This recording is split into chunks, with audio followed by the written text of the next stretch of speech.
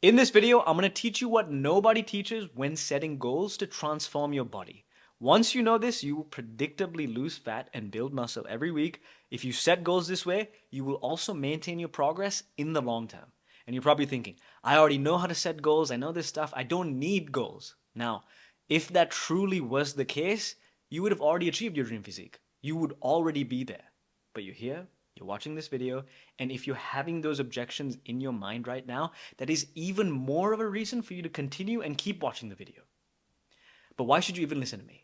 Okay, so I used to have that typical skinny fat body. I've been fat, skinny fat in the past. I had a lot of fat, barely any muscle, and it took me years to figure that out for myself. But I eventually got there, right, to a physique that I'm actually proud of.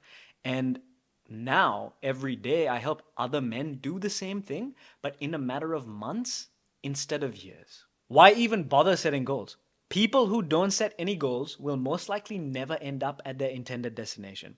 It's like you had to set sail from Manchester to the Bahamas, but you start the journey with no map. You have no idea how you're actually going to get there. You just go wherever the sea or the wind takes you. Now, if you were to think about it, what are the chances of you actually ending up in the Bahamas? Very, very low. Most likely, you're just going to end up on some random island somewhere. That is, if you end up on land at all. Most likely, you're just going to be in the middle of the ocean, completely stranded, nowhere near the Bahamas. You want to avoid that at all costs. Okay, that's the first option. Don't set any goals. Option number two, which is slightly better than the first option, but still overall pretty shit, is people who set poor goals. They set themselves up for failure. They make their goals exceptionally challenging. They get disappointed when they don't achieve them, and then they eventually just quit. So, in the sailing example, they set sail and they want to get from Manchester to the Bahamas, but they only want to get there by traveling in a perfectly straight line all the way from Manchester to the Bahamas. But obviously, that's not realistic. You can't just travel in a perfectly straight line from Manchester to the Bahamas. So, the moment that they veer a little bit off course, they say, fuck it, and they jump off the ship and then they swim back to the beginning and they say, okay, I need to start again. This is too much. Everything needs to be perfect. It's not going according to plan. Fuck this. That's option two. Now, option three, these are people who set appropriate goals. They know their destination, they want to get to the Bahamas, and they know exactly how to get there. They know where they have to go, what direction to go from Manchester to the Bahamas to make it there. They set sail with a clear, realistic map to follow. They get closer and closer to their goal every single week and they make progress regularly. They feel satisfied and their motivation is high. Now this is the dream result, right? You want to be in that situation. You want to be setting appropriate goals and making progress on a regular basis. I'm going to show you exactly how to do that. So what actually is an appropriate goal? I don't want you to confuse this with the end goal. Now, if you're starting a fat loss journey, you probably have an idea of losing 25, 30, 50 pounds, whatever it is, that's your end result. That's the destination that you want to get to. That is not to be confused with these goals that we set. The goals that I'm talking about are weekly goals. This is like the plan, the pathway to follow to get you to that final destination. Okay, but when I'm talking about goals, I'm not talking about that final destination, just the pathway to get there. So, we need to set weekly goals. And these goals, they need to be doable for you, but still a little bit out of your comfort zone. Still pushes you a little bit so that you end up growing. It still feels a little bit challenging, but it needs to be realistic, right? I'm going to show you exactly how to get that right mix. Now, if you're just getting started with your fat loss, you want to set goals based on the input. Inputs are like the actions that you take on a regular basis, like going to the gym, tracking your nutrition, weighing yourself. These are things that are fully in your control.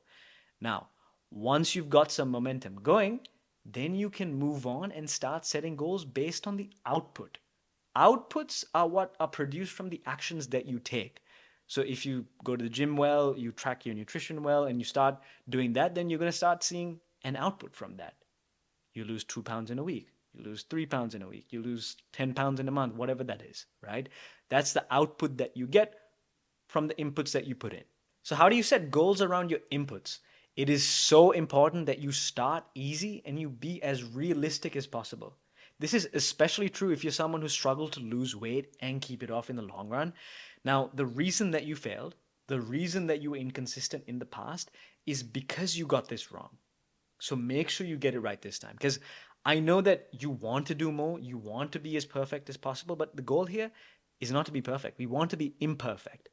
Do not try to run before you know how to walk. Okay? Let's take this example just to drill this down a bit further. Let's say you're trying to decide how many times you want to go to the gym every week. You can either go to the gym 6 times per week or 3 times per week. These are your two options in this example. Now, going to the gym 6 times per week, objectively, that will get you better gains compared to just going to the gym 3 times per week.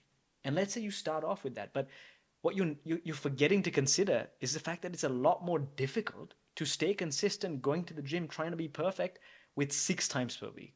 So you may only be able to do that for a few weeks before you eventually burn out and then quit entirely. Whereas with 3 times per week, yeah, objectively, it's not going to get you better gains compared to 6 times per week. But actually, for at least most people, it's going to be way easier for you to stay consistent. And if you stay consistent with 3 times per week for several months, several years, then in reality, that is the option that's getting you better results because you started off easy, you were realistic, and it's not like in this example, you don't have to stick with 3 times a week for the rest of your life. You can always add in more days as you are consistent with what you're already doing. Okay, so the goal is not to be perfect. We start off easy and slowly build the difficulty up over time. Let's go through some more examples. So let's say for your first week, these are some example goals you could have, right? You could go to the gym once. That's one goal. You could hit 5K steps per day. You could track your breakfast every day. When I say track, I mean tracking on a nutrition tracker. So you'd weigh out the ingredients and you'd add them to your nutrition tracker, whether that's MyFitnessPal, MacroFactor, whatever you want to use. Another one could be just to shoot to eat 60 grams of protein every day. I know you might be thinking, wow, 60 grams of protein sounds so little. That's pretty easy. That's pretty doable. Well, that's the idea. And I know this is a small amount of protein and we're not going to shoot for this in the long run. We just want to build this up over time. For example, if you're having 30 grams of protein when you started out, and let's say your target was 150 grams, if you tried to jump to that straight away, that's a massive jump. That's a big jump. A lot of people probably going to struggle with that. So slowly build that up over time. Okay.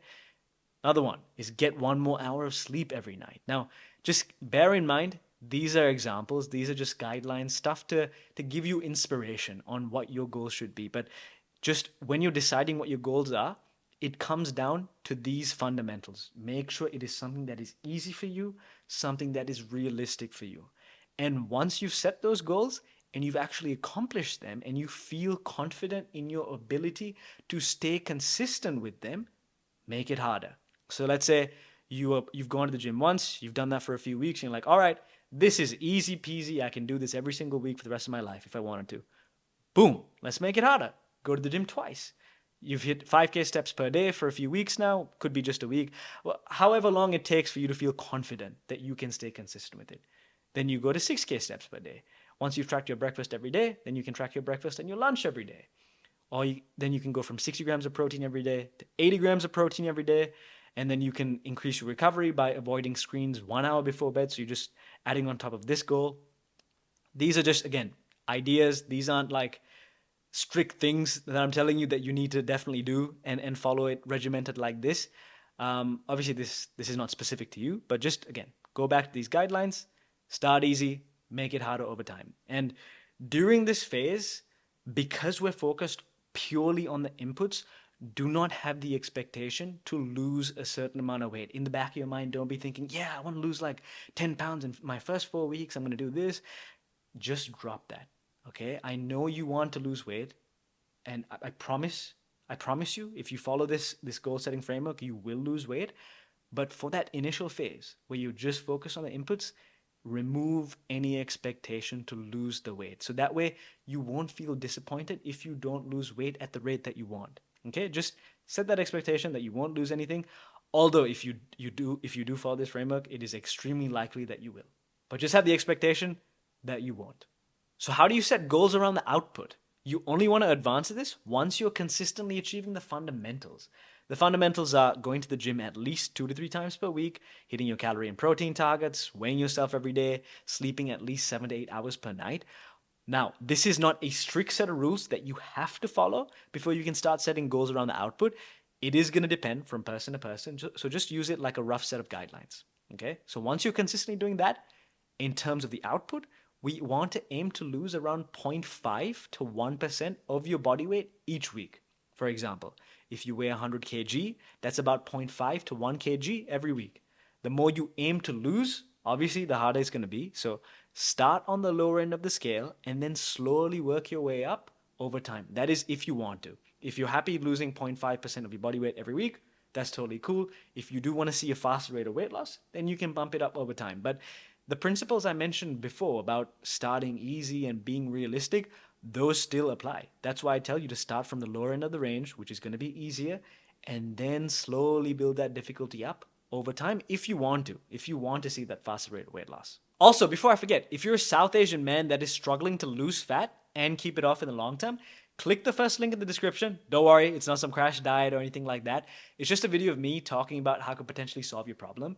It is a sales page though. It's designed to sell you something. I'm not going to hide that. You don't have to click it. Doesn't really matter to me either way. But if long-term fat loss has been an issue for you, it might be worth checking it out. All right, that's everything for the video. I'll catch you next time.